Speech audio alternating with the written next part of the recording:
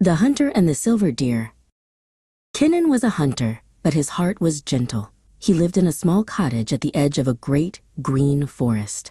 He never took more than he needed, and he often shared his meager meals with the birds and squirrels who visited his window.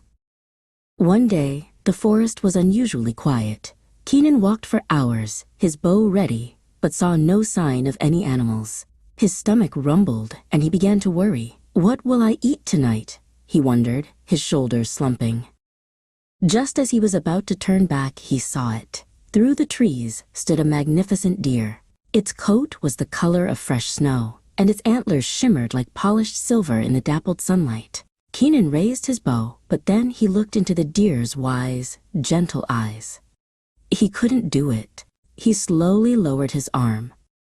The deer did not run. Instead, it spoke in a voice like rustling leaves.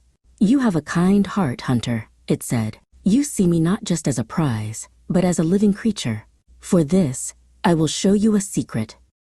Kinnan followed the deer deeper into the woods, to a place he had never been. There, hidden in a mossy grotto, was a small spring. The water bubbled up from the earth, so clear it looked like liquid diamonds. A soft, humming sound filled the air.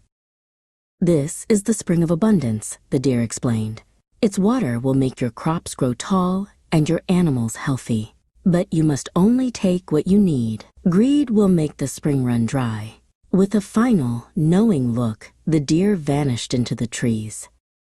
Kinnan filled his small water skin and returned home. He sprinkled the water on his tiny garden, and the next morning, his vegetables had grown plump and ripe. Soon, he had more than enough to eat and plenty to share with his village. He was grateful and never forgot the deer's warning.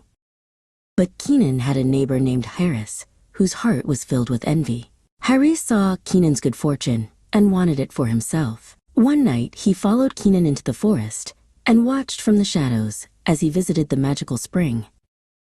The next day, Harris stomped through the forest with 2 enormous barrels. "Why take a little when I can have it all?" he cackled, his eyes gleaming with greed. "I will be the richest man in the land." But as Harris filled his barrels, the spring's gentle hum faded. The sparkling water slowed to a muddy trickle and then vanished completely. The magic was gone. Harry's was left with nothing but his heavy, empty barrels.